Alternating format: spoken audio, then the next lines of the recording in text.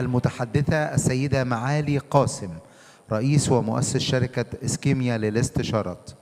السيدة معالي.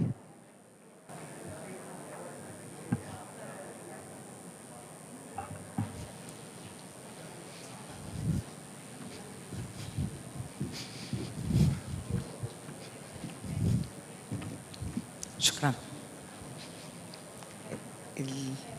في كليكر حكولي هون.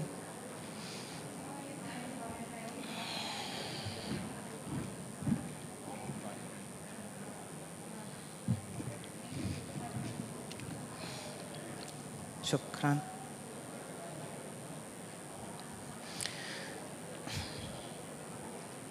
مساء الخير، كيفكم؟ Okay. I know it's been a long day already, and I know we're running a little bit late, so I'll try to keep you on your toes and awake as much as possible. I'll be providing a brief about ESG. So, who am I? My name is Maali Khadr. I set up Schema 15 years ago. When I started talking about sustainability, people thought I came from another planet.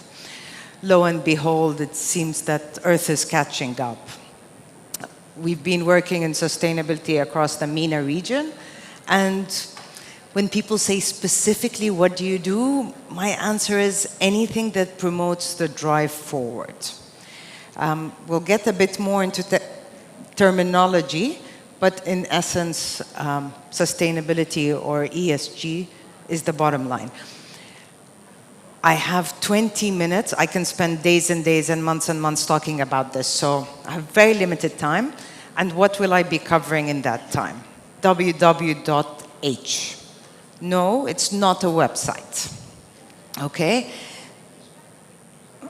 Simply, we'll talk about what is ESG, why is ESG important, who is responsible for ESG, and lastly, how. Because we all love ESG, but how do we do it? Not as easy as it sounds, or not as complex. Don't worry if you can't see this. I don't expect you to read this. The presentation will be made available. Thank you for the smile and the energy. I love it.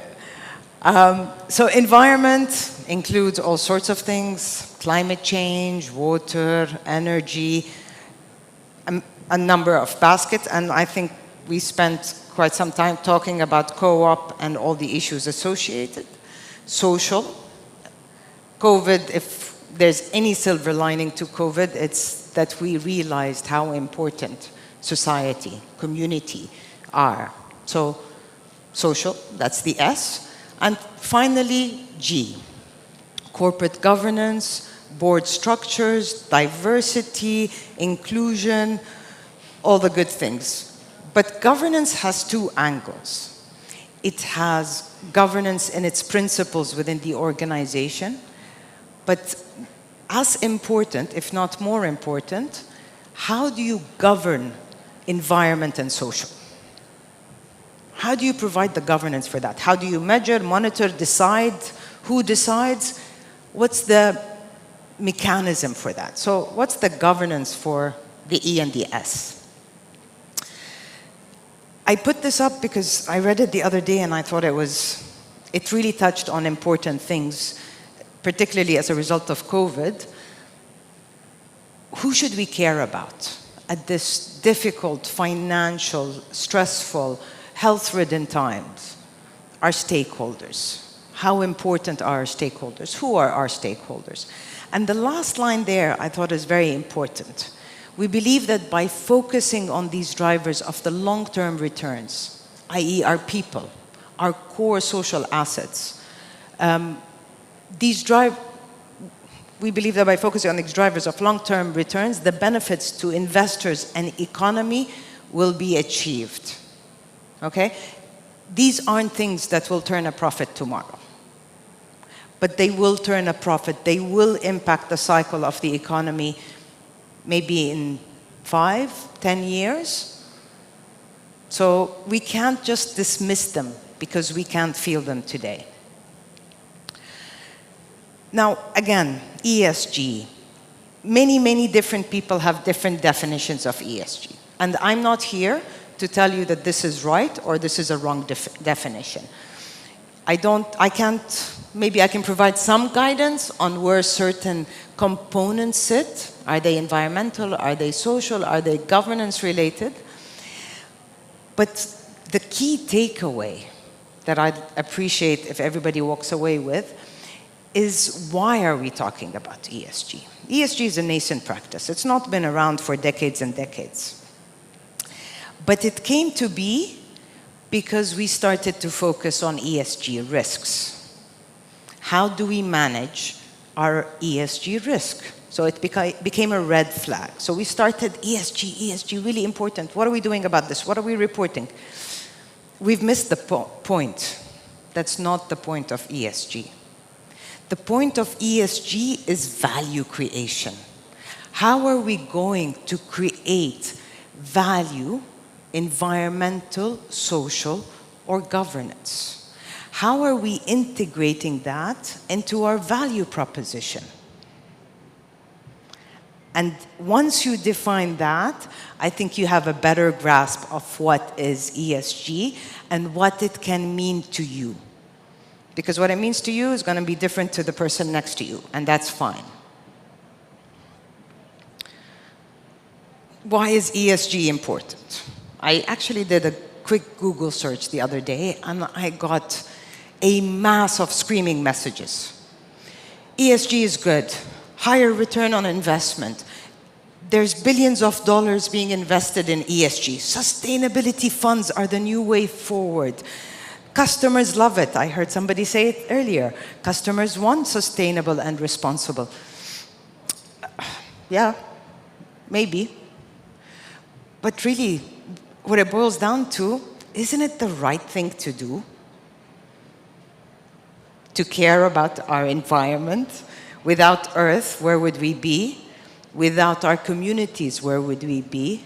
And without our governance, our structure, what chaos would we be living in? Fine, it all sounds great. But let's be realistic. We have a business to run, we have a life to live. What does this mean to us? So how can I make this in digestible bites that are practical? I've summarized it in 3 things. Again, this is my perspective. Feel free to explore and find something that works for you. For me, the first one was values. What is the value of your business? Is it just to make profit? Just to grow? Just to be everywhere in the world? Is that your purpose? Is that your sole purpose? For you to decide. Short-term versus long-term. And we have to have a balance. I'm not naive. I wasn't born yesterday. We all need to make a living, we need to survive, we need to pay the bills. But how much am I willing to risk my long-term value for short-term profits? And you're all well-rounded people, business people, have interacted with organizations. Where do you draw the line between I want profit now at the expense of tomorrow? Yes, I can meet my bottom line by firing half my employees. Great, check the box. Next year, what will you do to meet your bottom line? How will you even perform without half your employees? Is that the right solution? You need a balance. Long-term goals or long-term purpose, and don't lose or risk that long-term vision for short-term gain.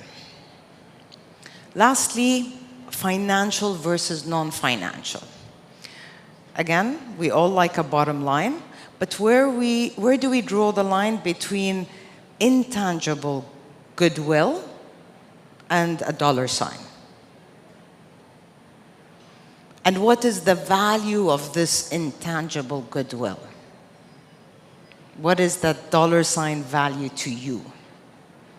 Again, you walk into a completely different space of financial proxies and variations. And that's not the scope of this discussion, but to think about how can I monitor, measure, report on non-financial metrics. For values, I like, for anybody that's not familiar with Larry Fink, the BlackRock guru, investor, and I love that without a sense of purpose, no company, either public or private, can achieve the full potential because they don't have a clear vision of where they want to be. Companies that don't have a purpose, and you can actually, if you do some research, you'll see it, they kind of go in this direction one day, they go in that direction the next year, they have another focus area the year after, and there's no clear purpose that would survive the test of time. And without that, how much will they really grow? More so, how much impact will they really create?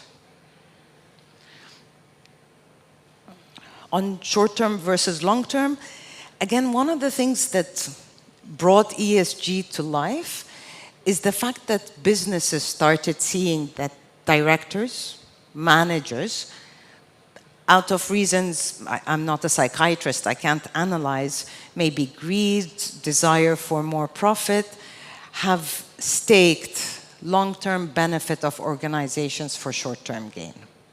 So, consideration, food for thought.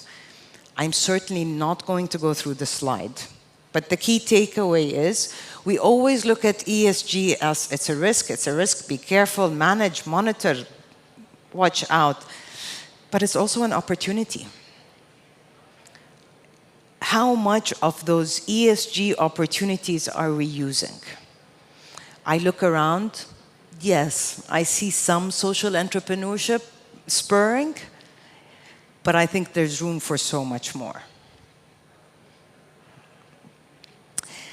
So, just to make sure everyone is awake, I'd like to ask you, otherwise I'll pick on you, be careful, who do you think is responsible for ESG?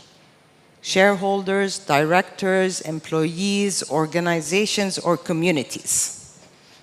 Do I have any volunteers? Please. All of them. Okay, why do you say that? One entity cannot do it without the other. Okay. You agree? Anyone have a different perspective? Wow, I think we don't often agree on everything so much. Yes, you're right. However, there has to be an accountable party. So if I was to grill you down, what would be the one accountable party?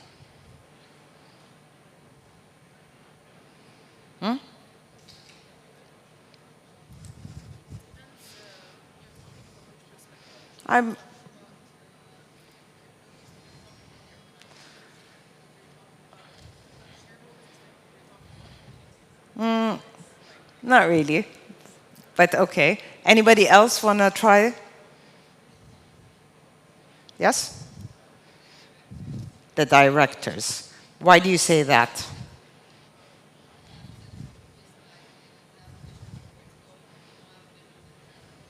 Okay, because she doesn't have a mic, because they need a vision, and the directors drive that vision, so the directors would be accountable. Thank you, that is the answer I'm looking for. They are all responsible, but the one body against which I can hold accountable, it would be the board of directors.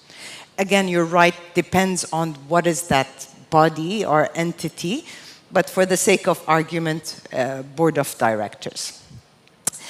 Now, the entertaining thing is this research came out for 2020 about the skill set and acumen of board members.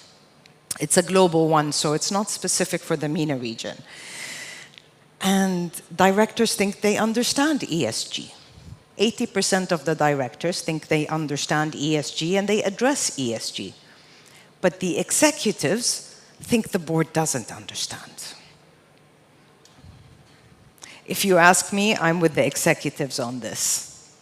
There aren't many boards I've engaged with that truly grasp ESG. So if the directors are responsible, but the directors don't truly understand ESG, well, that's a bit of a pickle. Food for thought. What is the role of the board? Many roles, okay? The board as a body has certain responsibilities like strategy. How does ESG integrate with the strategy? Has a responsibility to engage or ensure that the organization engages, reporting, assessment. And the committees have a responsibility as well. Audit committee, disclosures, processes and controls, do these things exist? How are we handling ESG? How are we monitoring ESG?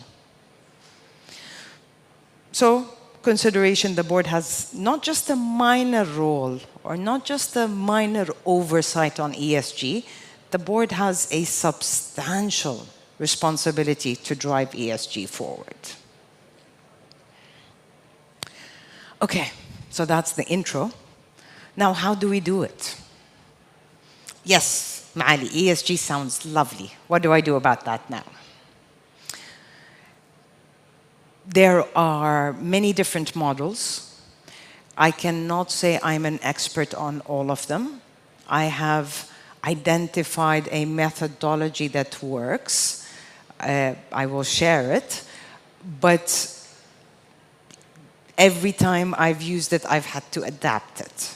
So it's not a tick-boxing, checkbox exercise, find these papers, write this text, and you've got it sorted. Unfortunately, there's no plug-and-play solution. So it's a thought process. What is that thought process? One, take stock of your stakeholders. And I'm not going to get too much into that because I heard a few people talk about it earlier, and I know there's a very exciting few more sessions about stakeholders. So in short, it's identify who you want to support, who do you want to serve, how do they impact you, how do you impact them, that pool of stakeholder groups that interact with your business. And naturally, you prioritize them and identify what each stakeholder group needs. Straightforward, no? This is an interesting research by McKinsey that shows you how the stakeholder engagement or stakeholder awareness flows into your value chain if done properly. So there is a lot of truth to the value of stakeholder engagement. Now, does anybody here disagree with me that employees or human capital is the most important asset for any organization? If you disagree, please stand up. Do you disagree? Okay. The reason I ask is, again, going to the boardroom, the board is not as equipped to address social issues related to human capital. And that includes diversity, something as basic as employee health, labor rights, human rights. We are 2021, and unfortunately, this is not making it into the boardroom. This is not making it to where the decisions are being made. So when we talk about let's change diversity and inclusion, where do we begin? If not at the boardroom. I feel like I'm confusing you more than helping you, but throwing out a lot of questions for everyone to ponder on. Second thing, lead with purpose. We touched on purpose. There is a lot of research that shows that organizations... Am I running out of time? Okay, I'll try and wrap it up very quickly. Thank you. That leading with a purpose creates an energy, creates a drive that results in improved bottom lines. Okay? So it's not just about having that purpose, it's also about communicating that purpose and integrating that purpose. Next, ESG reporting shortfalls. And I've heard about this with a few conversations I had and in the previous session. Reporting, reporting, reporting. Is it really about reporting ESG indicators? Or is it about capturing the impact you're creating? What is it? And how do you capture long-term impact in annual reports?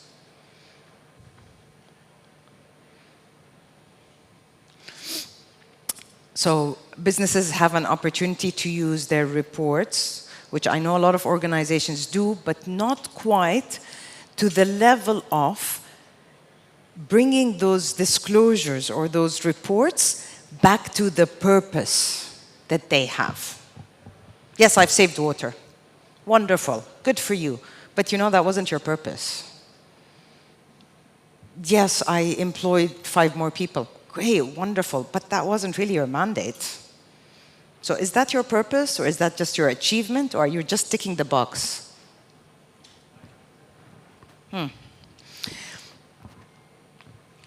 I promise I'm almost done. Last slide, activities. We've decided this is our strategy. We've laid out our purpose. We've identified metrics to measure. What are the activities we're going to do, and the feedback loop. We've done the activities. How is it? How can we improve?